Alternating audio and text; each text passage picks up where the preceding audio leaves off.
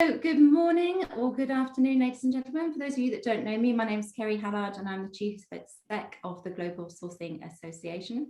And welcome very much to this event. So this event is all focused, as the title suggests, on looking after the subject of ethics in artificial intelligence. So the GSA has done a sourcing tech event, which is introducing the technology, explaining the technology and the difference between AI, automation, machine learning, and all of these subjects. So if you're wanting a basic intro to the technology, then we certainly have that uploaded onto our website. But this session is it's really focused on, as I said, the ethics. Obviously, AI is taken off. I think growth rate for AI is something like 45% per annum, and it's already got a market value of over 40 billion US.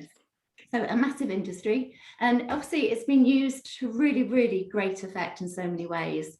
So it's been used to focus on patient priority. It's been used for claims processing. It's been used for loan processing, and it's really helped lots of businesses make lots of decisions incredibly quickly. But it's now coming more and more to light that perhaps some of these decisions aren't quite as impartial as we'd hoped the artificial intelligence would let them be. And then when there isn't the impartiality and there is the bias in there, obviously that is hugely damaging for people on the receiving end of those decisions, but the businesses that are actually processing those decisions.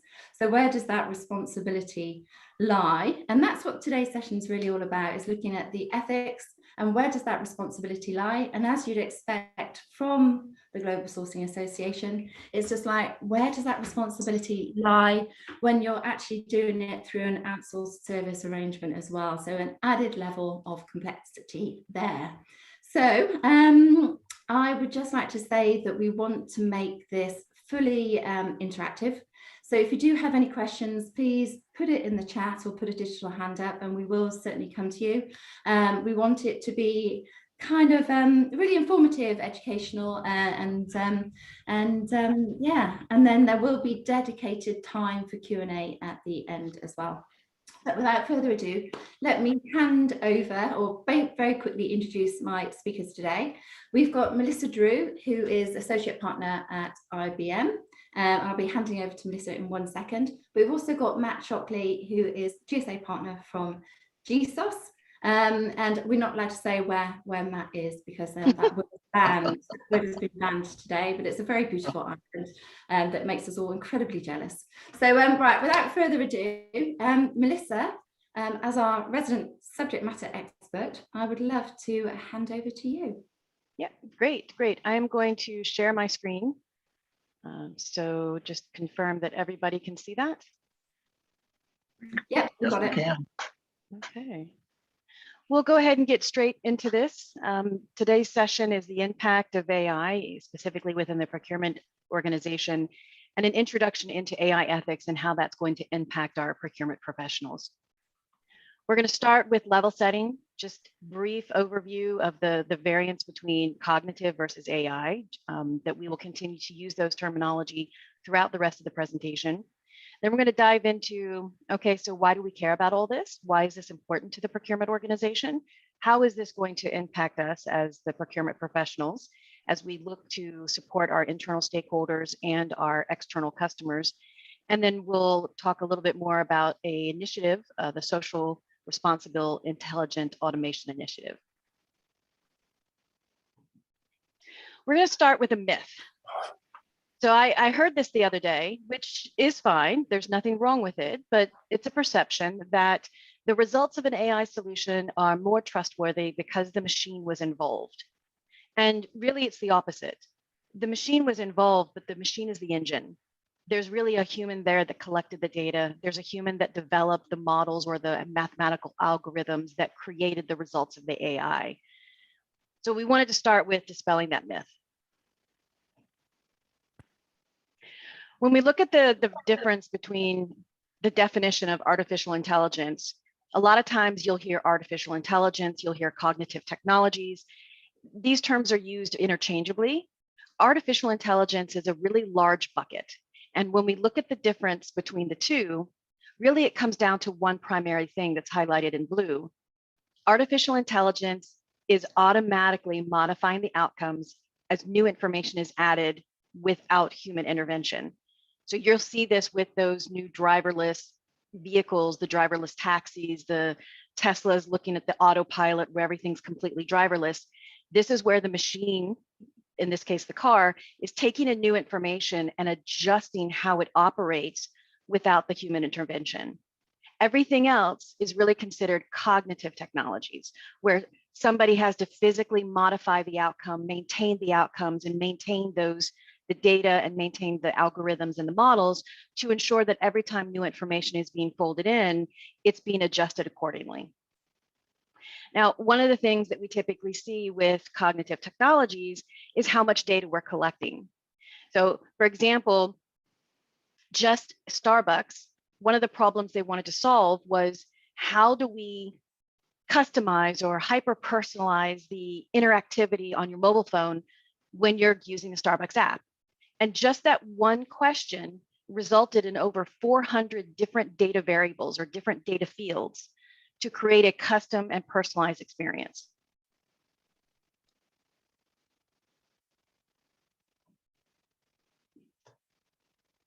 So as we dive deeper into cognitive and AI technologies, you'll see these terms a lot. Machine learning, deep learning, which is a subset of machine learning, natural language processing, neural networks, robotics processing. You hear the term RPA, and in some cases, people just shorten it to bots. So when you hear the term bots, it's referencing this automatic processing automation and computer vision. So these are the terms that we'll be using more and more: machine learning, natural process learning, neural networks, and robotics. Most of this you see today. So a lot of times, oh, well, AI's just been around for a couple years. Well, no, actually, it's been around for quite some time now. When you go and get a credit report and you're determined what your credit rating is, that's AI. When you're looking at a mortgage and they're determining whether or not you should be approved for a mortgage and at what interest rate, that's AI. Everything today is somehow has an AI technology behind it that augments that human behavior, that repeats a tactical process that the human doesn't need to do anymore, and helps the individual, in this case, the human, make a better informed decision. So why do we care about all this? We care about all this because, as we mentioned before, AI is not automatically a computer that's doing the results and making those decisions. So when we think about responsible AI, or a synonym would be trustworthy AI, or AI ethics, or data bias, all of these are being used interchangeably. That really comes down to one thing: that untrustworthy AI will occur when the results of that AI system systematically, that means consistently over time, and sometimes inadvertently by accident, produce those prejudices or skews the results that lean the results towards one demographic over another. Now, when we want the AI to be trustworthy, we want to look at how we feel comfortable with the understanding of how the data is being used. And I highlight that in blue because that's a very ambiguous phrase. How am I going to be comfortable with the results of AI? Someone in the company who's more knowledgeable about how AI works may feel more comfortable with the use of AI, whereas someone else in your company who has really no basis for understanding the level of comprehensiveness that goes into developing these models, their comfort feeling is going to be on a much different range than yours. Two common types of bias we find in AI, which produces these unethical or irresponsible or untrustworthy results. We see them in two areas. One, in the data, we call that algorithm bias. This is where the models or those algorithms that are being built by humans, they're using biased data. And so what exactly does that mean? That means that if I'm out there, and I'm going to use healthcare as an example, if I'm out there working on a software as a medical device and I'm using AI to produce some information that will be used by the doctor to diagnose a patient, How much data was used when it was being developed? Was it 2 hospitals? Was it 300 patients? Was it people? How many people had already had the disease that I'm diagnosing to ensure that the data is being used appropriately? If I'm working on a healthcare software for the folks in the US, am I getting all the demographics and all the population with the US? If I want that same product to be used in Asia Pacific, the demographics in Asia Pacific are very different than the demographics in the US. So how do I ensure that I'm collecting the data and it's appropriate and comprehensive to solve the largest model? Oftentimes we see the 80-20 rule. Oftentimes we see that bell curve where you want to focus on 80% of the bell curve and it's those 20% that you really don't need to focus on. In AI, it's the opposite. You absolutely want to focus on the 20%. You absolutely want to focus on the smaller points of the bell curve. Social bias. So this is now focused on the individual or the team that's using the data, that's creating those models, writing those algorithms, the mathematical algorithms that then tell the AI what to do with the data. Now, social bias, these are individuals that may have a predetermination of what they think the results should look like. So for example, someone who's older, who's maybe traveled and been around, recognizes that there are nuances and pockets within the population. Someone who may be fairly young, who hasn't really had a lot of that experience, may inadvertently not recognize that they don't need those extra data sets because those extra data sets are duplicate of what they have. So those are the 2 areas that we typically find. Algorithm bias, you find that in the data portion of the operation. This is around the data scientist. And then the social bias is the engineers, the developers, that's the individuals that create the AI. Now, all of this leads to a lot of questions. One thing I wanted to note is the CEO of IBM. In 2019, he was quoted as saying, "I expect AI will change 100% of the jobs in the next 5 to 10 years. Well, I'm here to say you that he was right, but he was also wrong. He was right in that it is going to change 100% of the jobs. He was wrong in that it's done that already in just 2 years in 2021. Changing 100% of the jobs means that everybody in your organization has to be data literate. Everybody has to have a data culture. Let's look at real world examples. So real world examples where quite didn't work out the way we wanted it to. These are all recent in the news, and I've either referenced them so that when you get this presentation, you can click on it, or I've put the URL down below. Most famous one, probably in the news, is Apple's credit card algorithm. Yes, so Apple, if you have the Apple app, you can put your credit card in there. And unfortunately, Apple's credit card algorithm was discriminating against women. And in the US, this triggered an investigation with the New York Department of Financial Services. There was also a study that in the Journal of General Internal Medicine that, again, software is a medical device, which was produced to help with the prioritization of kidney transplants. So if you're on a kidney transplant list, the AI would take all the factors of that individual and then place them and prioritize them on that transplant list. Well, it was determined that it was discriminating against Black patients, and Black patients were either never put on the list or they were put so far down below that the results was quite negative. Amazon, yeah, Amazon had an automated resume screener and it filtered out female candidates. Now, let's talk about this one, for example. It sounds very benign, but how can a resume screener filter out female candidates?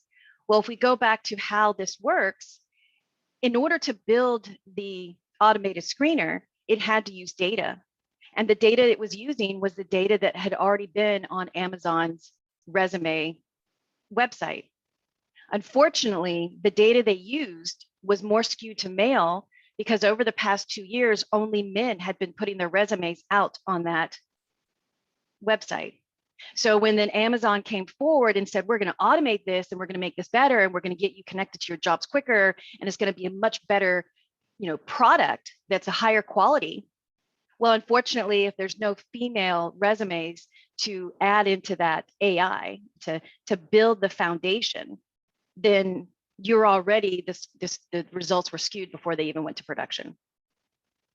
And then just most recently, again in the news in the US, Microsoft was using a bot, a chat bot.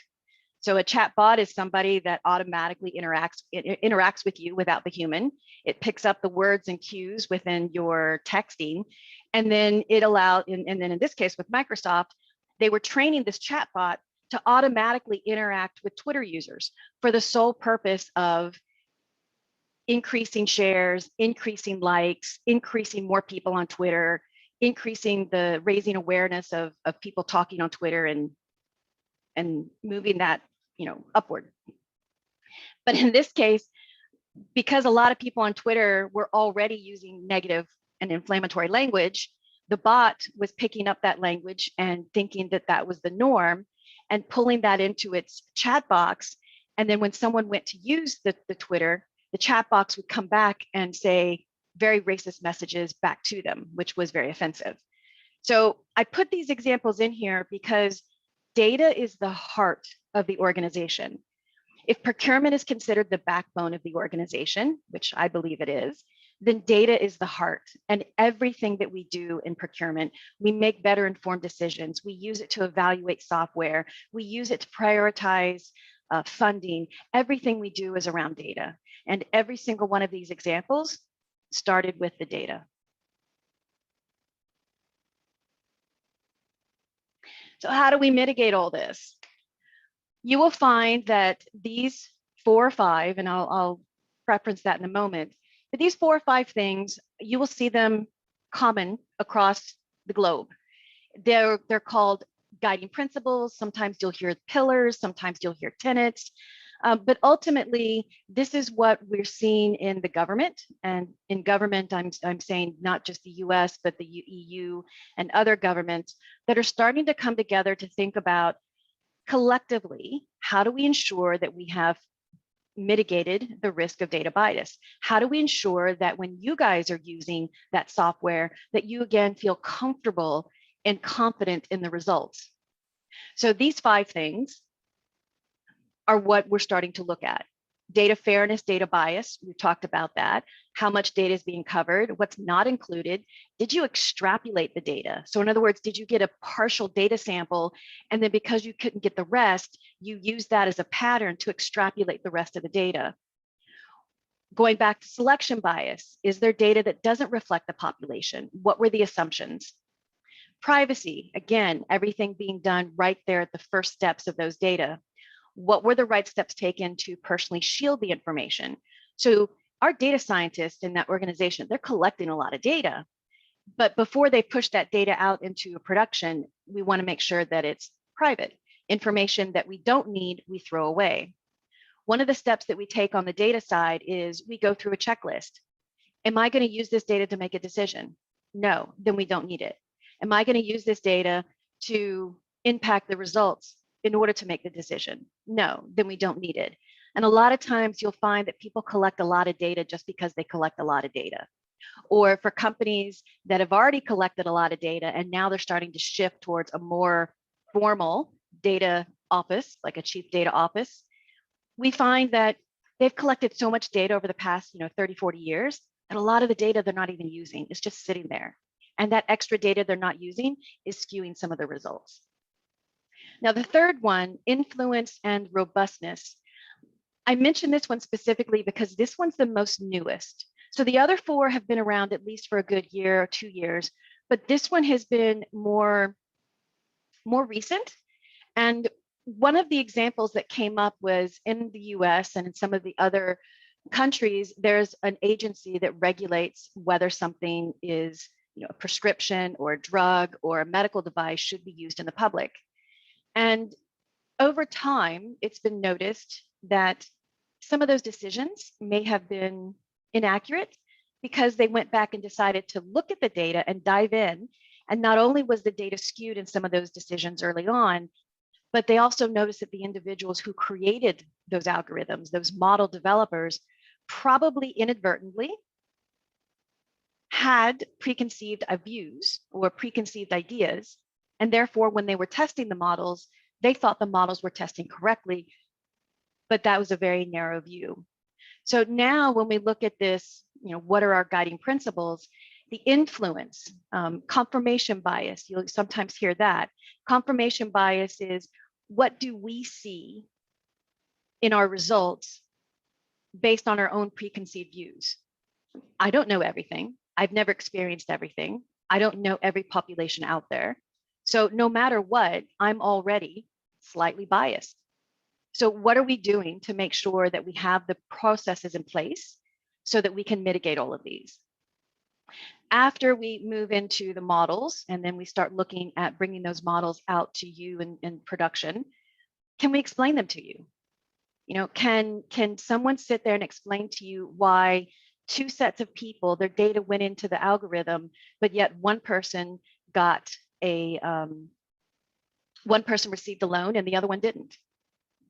Theoretically, the data looks very similar, but if I can't explain to you how the model worked, then that's not going to make you comfortable, and that's not going to help you ensure that you feel comfortable with the data results and you'll use the product. And then transparency. So the definition of transparency has started to evolve. At first, transparency and explainability were really bunched into the same thing. Now they split it out and said, not only should I be able to explain it to you, but I should also have a fact sheet that tells you what data was collected, what data was used, where did it come from. And there are some companies out there, when I've talked to them about where their data come from, over 130,000 data sets in some companies to create a particular product that you will probably be using in the next couple of years. 130,000 data sets. Some of that data was created within their company with their own customers, and then a lot of that data was being purchased. And that's very important to know. You want to know where this data is coming from.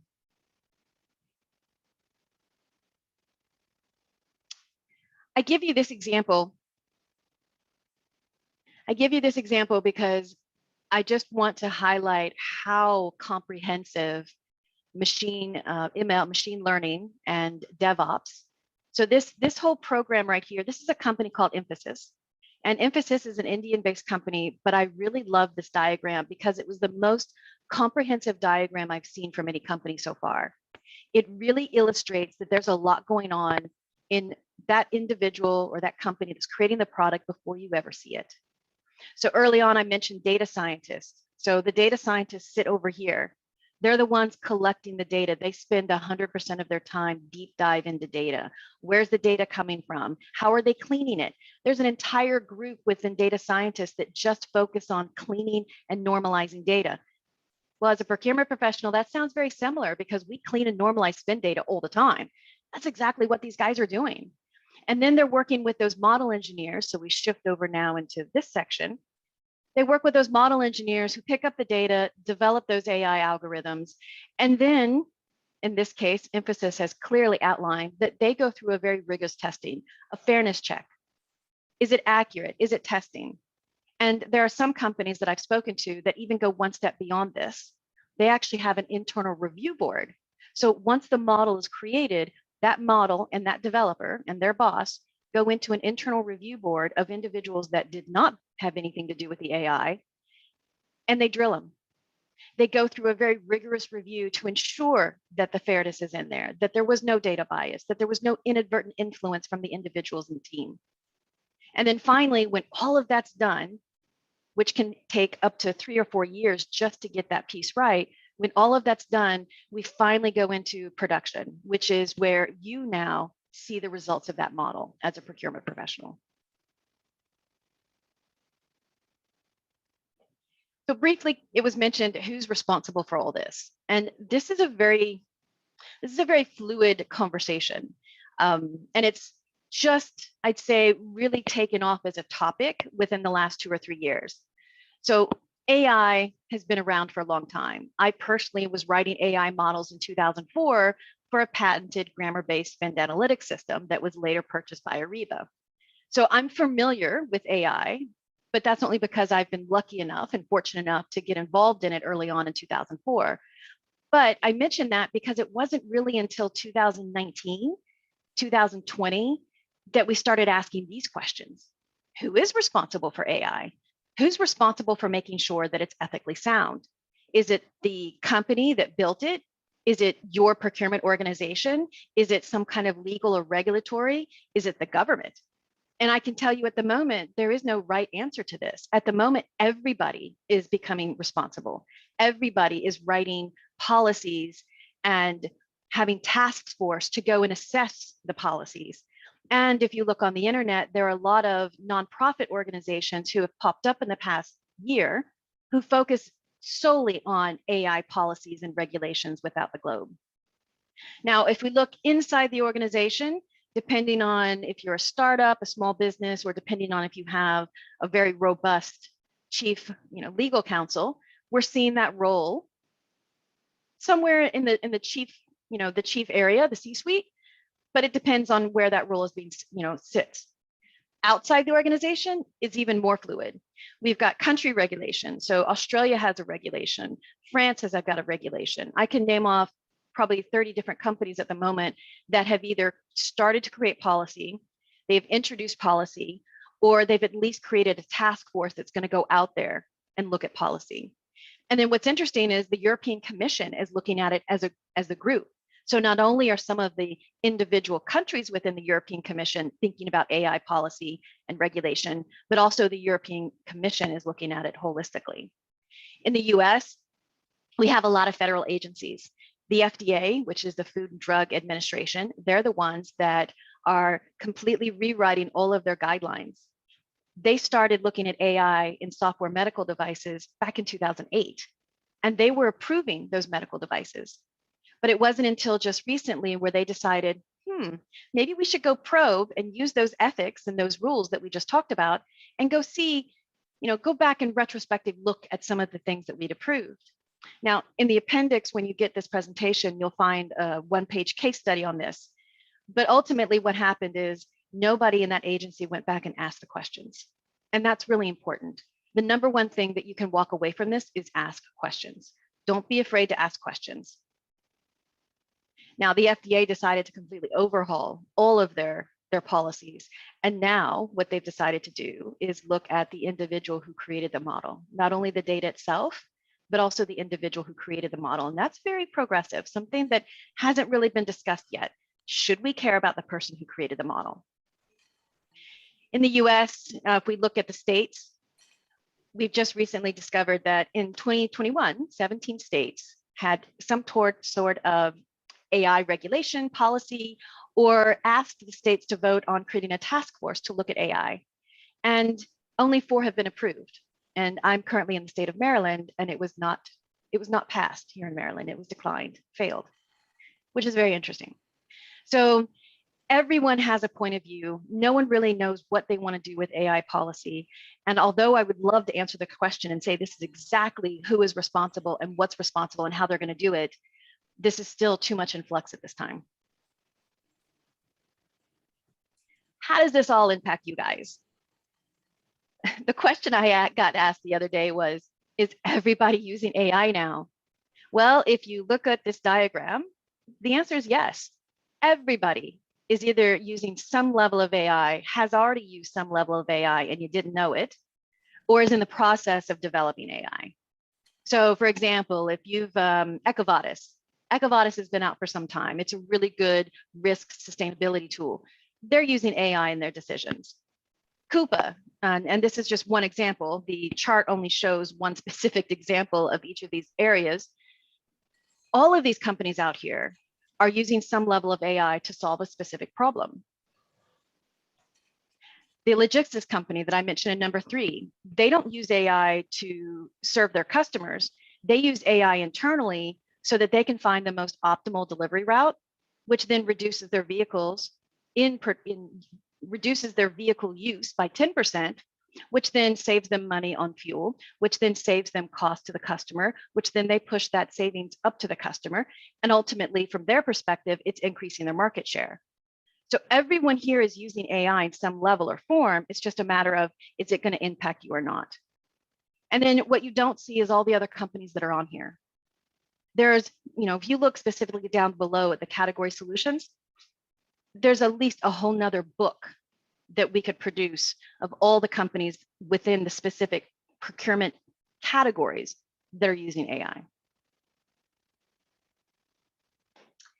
So I'm going back to what we talked about earlier: deep learning, robotics, bots, natural language processing, neural networks. I'm going to pull that back into procurement. Now, here's an example of solutions that augment.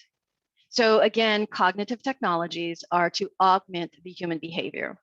And I'm giving you two examples here. One of them is a startup, BidOps. BidOps has actually been around since 2017, but nobody's heard of them. And that's because they spent 3 years producing, developing, and patenting their technology. And it wasn't until last year, in the middle of COVID, that they finally released it in their first customer. Now, that's important to know because you're going to hear a theme. AI doesn't pop up overnight. AI solutions do not pop up overnight. And hopefully what we've illustrated is on that one slide from Emphasis, there's a lot that goes into building an AI technology. A company called Creatives, they're in Italy. They're actually very well known outside of the US for their AI spend visibility tool.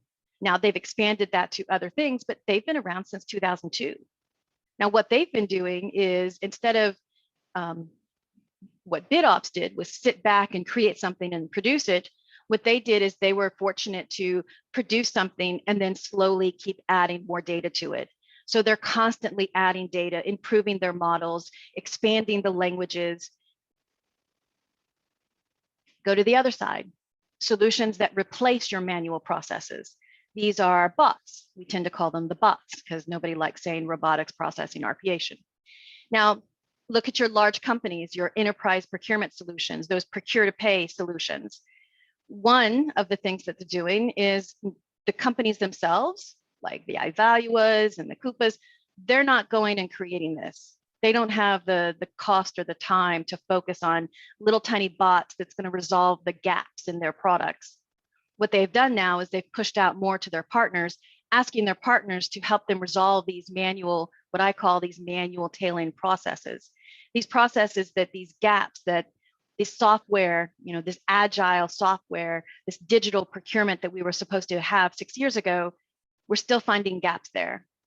And that's primarily because if you look at the market, if you look at that, procurement software market, we went from a long time ago, behind the firewall, on-premise solutions.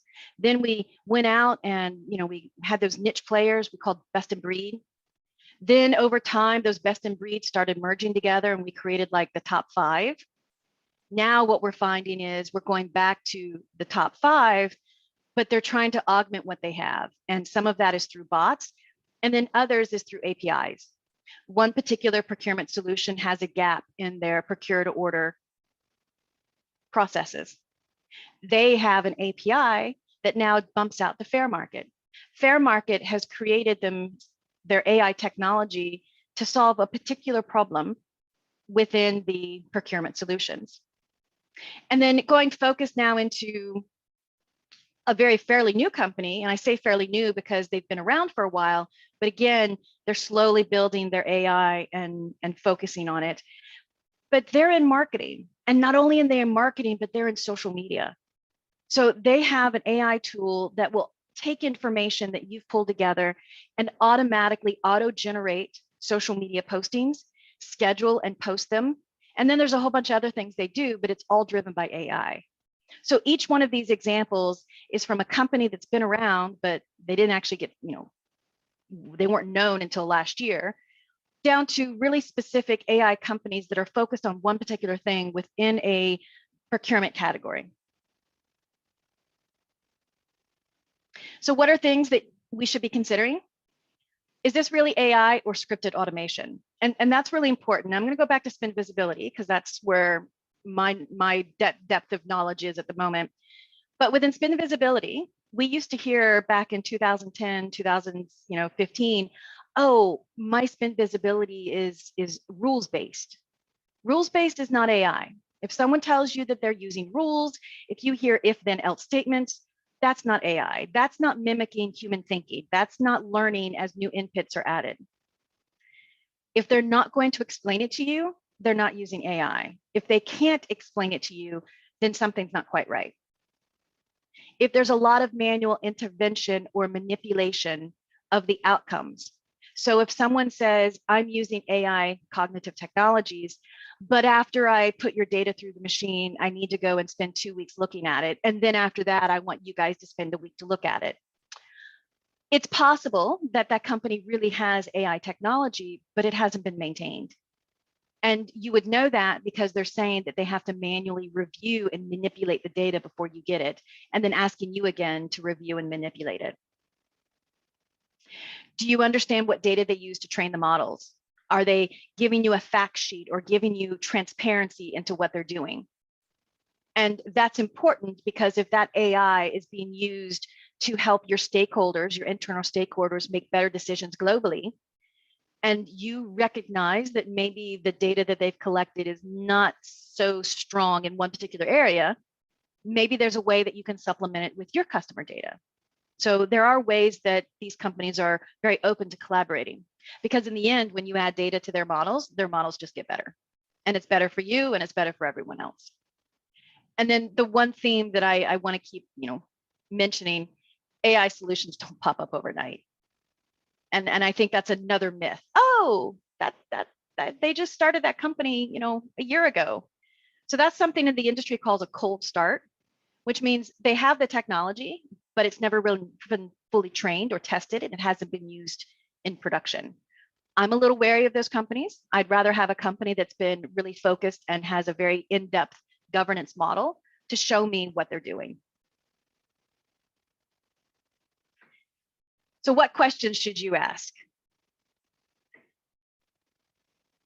Where's the AI in your solution? Are you even using AI? And more specifically, even if you have AI in your solution and you built it back in 2004, is it constantly being maintained? What are you doing to maintain it? What's the governance model in your company around the data, how it's collected, how the models are written? Do you have a review process? Now, that's, I'd say at the moment, very new to the industry. The companies that tend to have a very robust review process at the moment are anything that's impacting a large population, like medical or something in cars. So for example, in manufacturing, computer vision is used quite often.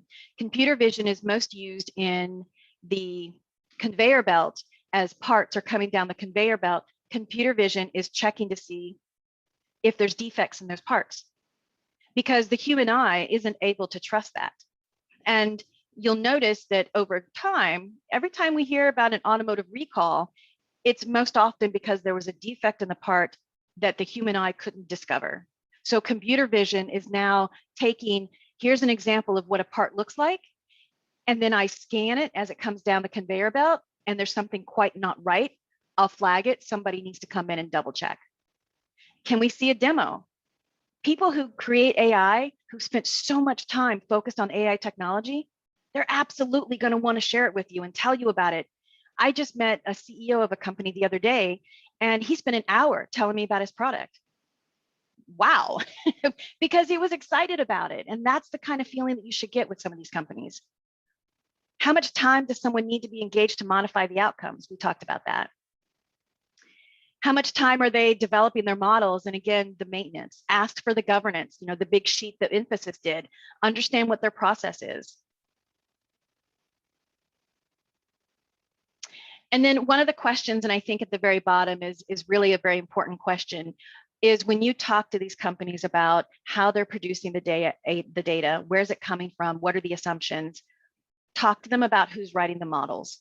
This is, I think, the most newest question that's come up that we're just starting to push back and ask these companies that are developing these solutions. How are you, the company, ensuring that those models are not inadvertently negatively being influenced by the individual creating it? And that's a very interesting question, and it should have a very interesting answer. So last but not least, before we shift over to Matt, number one, be comfortable with being uncomfortable. One of the challenges that I see in procurement, and I've been in procurement both on the buy side and the sales side, things don't change a lot in procurement. Things are going to change much more. Things change all the time. The mindset creating AI technology is I create something, I test it, it's not right, I go back. And that constant, I'm going to use the word agile, but that constant agile methodology, that agile philosophy is much more prevalent today than it was before. And a lot of times, when I was in procurement in 2008, I can tell you not a lot's changed from 2008 to now, but change is much more constant. I used to be considered an expert. I am no longer an expert in anything because change is so constant. Technology is changing. I now have an expertise in topics, and my expertise will continue to expand as the technology continues to evolve.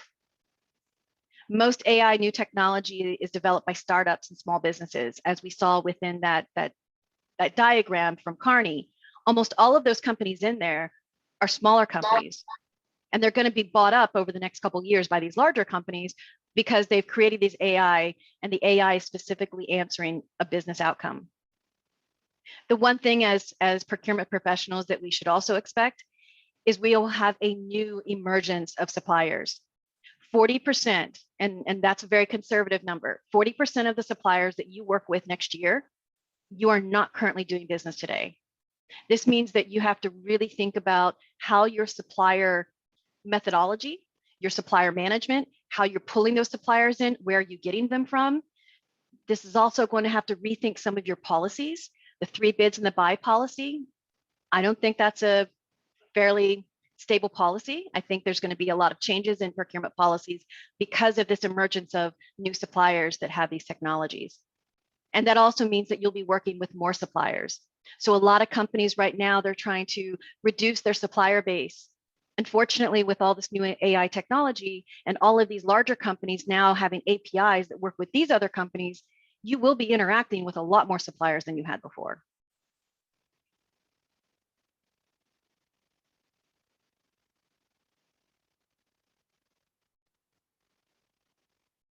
Matt? Well, thank you, Melissa. There is a lot to understand there. You covered a lot of ground, and I want to thank you for it. And as you mentioned, AI has been around for a long time. And what I'm going to do is I'm just going to talk a little bit about what we typically see as technologies change. And if you think about the world of technology, and in particular the world of AI, there's a lot of value that's going to be created. The CEO of IBM, as has been mentioned that every job will be impacted by AI. That's probably the single biggest statement that I've heard in quite a long time, particularly as it relates to technology. And if you think about what's going on in the world today with the metaverse and the next turn of the crank with AR, VR, and how all of this intelligent automation is going to be colliding with the world of virtual reality, the concern over ethics and social responsibility and how we use this technology is critically important. I've been around long enough to see probably 4 or 5 different waves of technology, and in every case, every single case, there's been enormous value that's been created by these companies. If you take a look at the bottom of this slide, these are just a number of the startup early stage companies that our network is working with. Part of what we do is we work with these startup early stage companies to help them identify opportunities of growth. We assist them with funding, as well as we assist them with securing the necessary resources that they need to grow. And as we work with these firms, we're learning a lot. And one of the things that we're learning is that we need to get out ahead of the curve of the impact of the technology. This technology is going to create a lot of value in society. It's going to create a lot of value for all of us. It's going to hopefully make our lives easier, more productive, more satisfying. But the reality of it is that there is the potential for negative impact, and we need to be aware of that. When we need not to, and we need to take action now. We need to get ahead of the curve. And so that's an initiative that our startup network has launched called Socially Responsible Intelligent Automation. And quite simply what it is, it's recognition by the startups, their leadership, that the value that we're going to create is not just value for the company that's using the technology, the company that's providing the technology, for the consumers that are impacted, but for everyone in the supply chain. And so we need to be focused on that. There is going to be impact on jobs, the potential loss of particularly lower skilled jobs worldwide. Many of us over the last couple of decades have worked hard in an area called impact sourcing to essentially create jobs in developing countries or underdeveloped pockets of people around the world. Could be anywhere from San Francisco to Uganda, wherever. And there have been a lot of jobs that have been created in areas and in industries such as the contact call center industry. I happen to have moved my company to Belize, and a couple of very successful companies down here are providing call center capabilities to companies around the world. As we look at AI and conversational AI, just for sake of example, a lot of those jobs are threatened. One of our startups, their number one client is Amazon. Amazon hires 5,000 people a month on average. That could be a bad month. Today, there's no human person in Amazon that answers any questions from any Amazon employee on their benefits, on their retirement, anything like that. It's all done through conversational AI. So we need to be aware of the implications of this. There could be some impact on income inequality, as well as just trust and confidence. This whole conversation about ethics and AI is raising the awareness of the issue. So let's try and get out ahead of it. So one of the things that we're doing, and we're getting a lot of positive reaction to it, is that when these startups are working with clients, creating value for them and their customers, we identify the value that's being created. And what we do is we make a commitment to share back some of that economic value with NGOs, 501c3s, charitable organizations that are focused around creating the jobs of the new gig economy.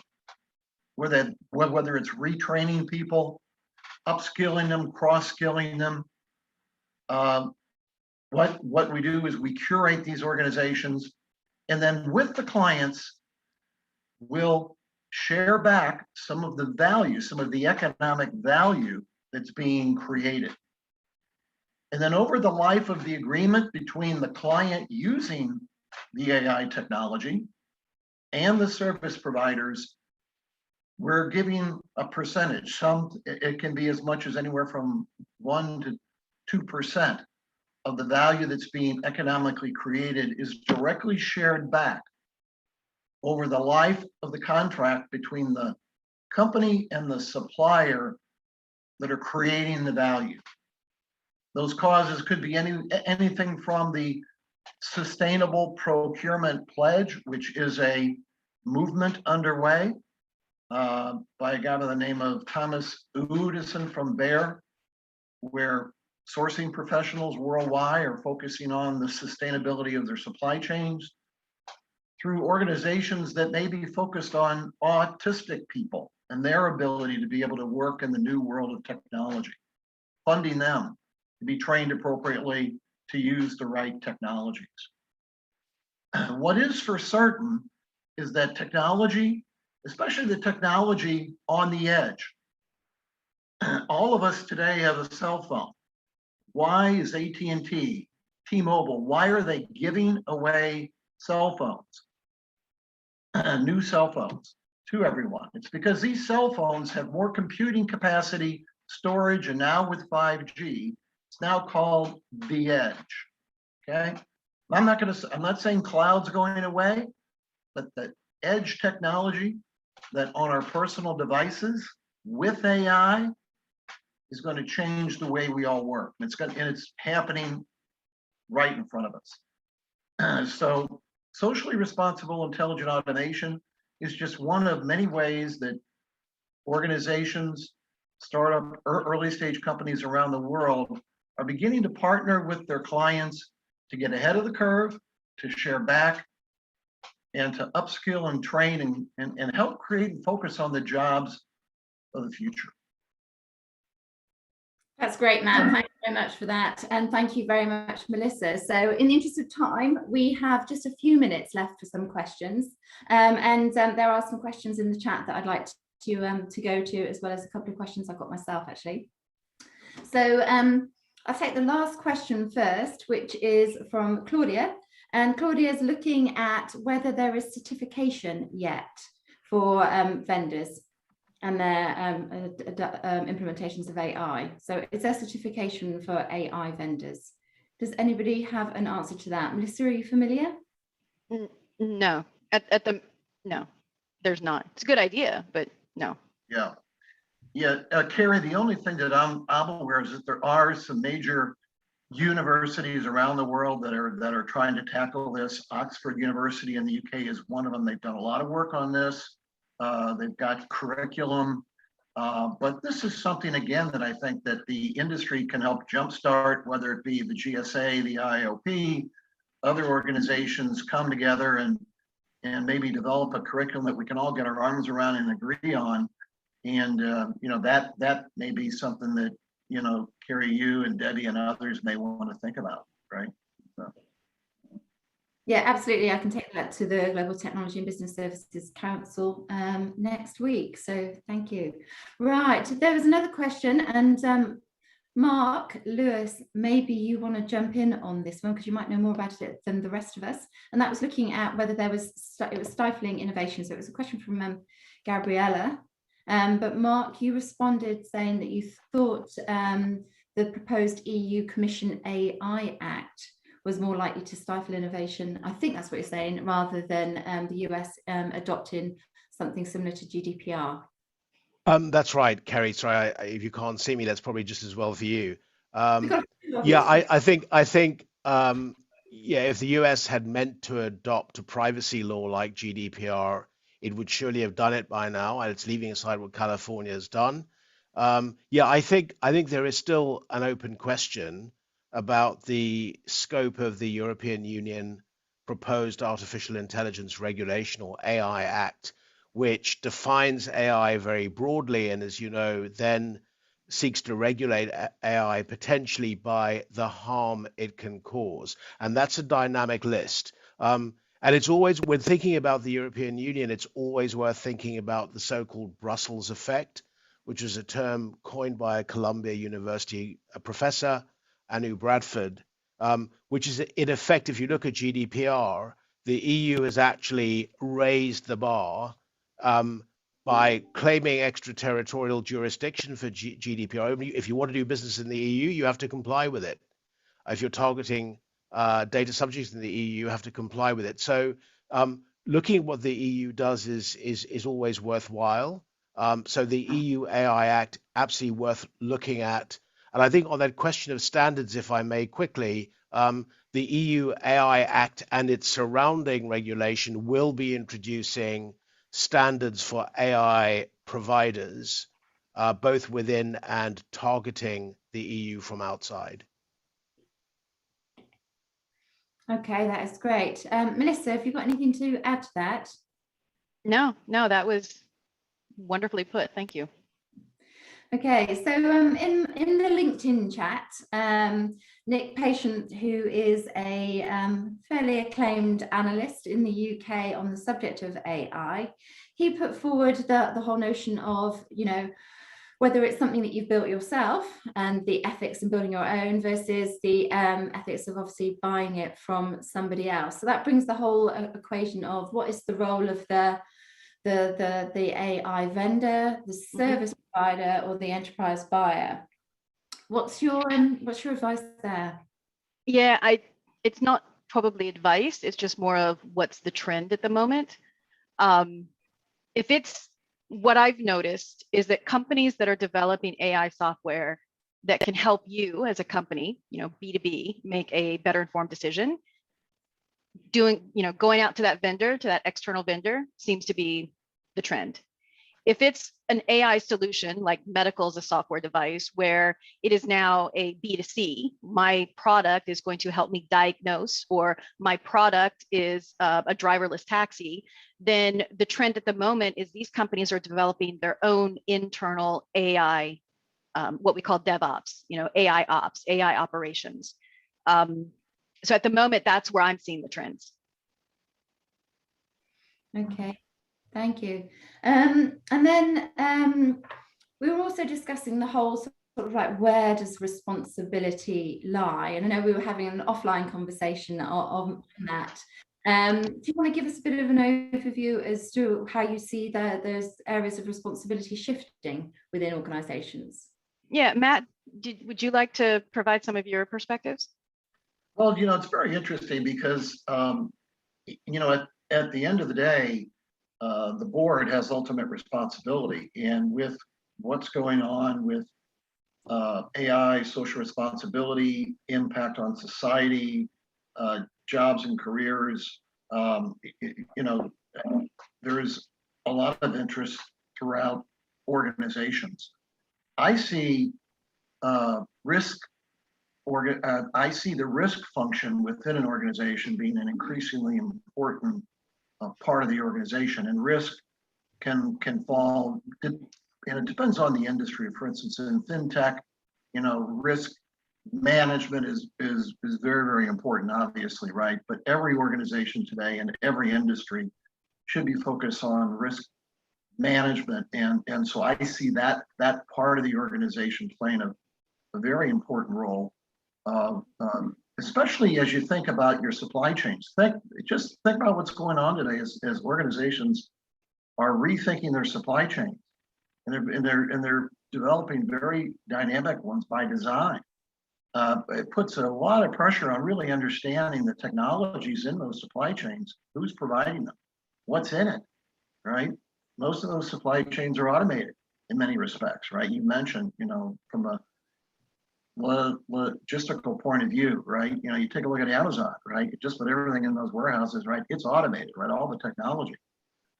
So let's just think about the decisions that are going to be made on a daily basis by companies as they dynamically move decisions around about what they're going to be getting from whom, where, and when, and how, right? A lot of those decisions are going to be made by the technology. And so it's going to be important to understand where the technology is coming from, what, if there were any bias or intents, and it could be extraordinarily risky, right? Just the idea of somebody nefariously implanting some bias or, some really bad data, as an example, right? Yeah, I mean, on that subject, obviously we've got your experience here, Melissa, but also Mark as a partner in a law firm. Are we seeing more law cases coming through on bad use of AI? Not Mark? that I am aware of. I mean, there was a case that excited a lot of people in London, which was kind of billed as AI versus humankind. But it was essentially about an AI system in the investment world that went wrong. So it became a kind of standard technology case about what was represented about the algorithms and the supercomputer that processed the algorithms.